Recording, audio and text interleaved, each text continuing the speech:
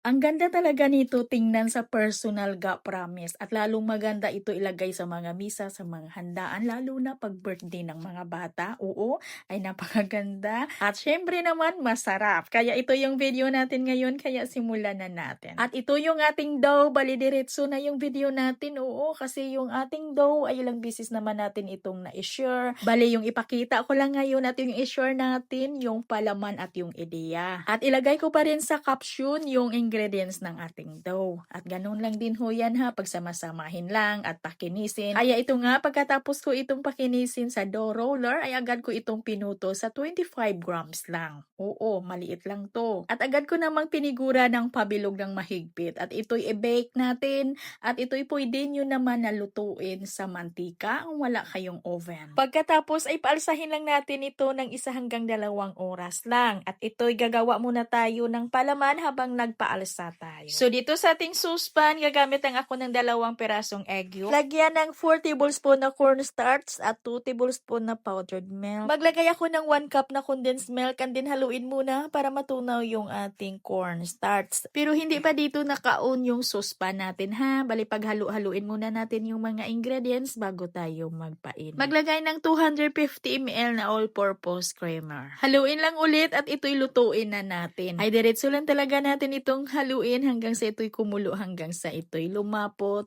Medyo may katagalan itong paghalo natin bago lumapot kasi konti lang yung cornstarch na nilagay natin at nang sa ganun ay medyo may pagkarani yung ating palaman. Naglagay ako dito ng 100 grams or half cup na white chocolates at lagyan ng 1 tablespoon na premium margarine. At okay na yung palaman natin at ito'y palamigin lang. At ito na yung ating dough. Bali pinaalsa ko lang ito ng 1 oras at 20 minutos at naluto ko ito sa 15 minutos sa may preheated oven na 180 degrees Celsius. At pag lumamig na yung palaman ay ilipat sa plastic piping bag at ilagay na natin dito sa ating mga buns. At ito yung gagamitin nating pang-dip. Bali, kukuha tayo dito ng 200 grams at ito'y tunawin natin. Pwede itong tunawin sa double boiler. Ako mga guys, tunawin ko lang ito sa microwave oven. At dito sa microwave oven natin ay 60 segundo lang ay natunaw na yung ating chocolates. Pagkatapos haluin muna natin yan ng kunti at ibalik naman natin ng another 60 segundo din or 60 seconds. At ilagay ko lang sa caption yung kompletong sukat ng mga ingredients natin dito ha. At ito okay na at pag ito'y medyo makapal lang ay lagyan natin ng mantika ng mga 1 tablespoon. Oo, para medyo manipis at nang marami ding aabutan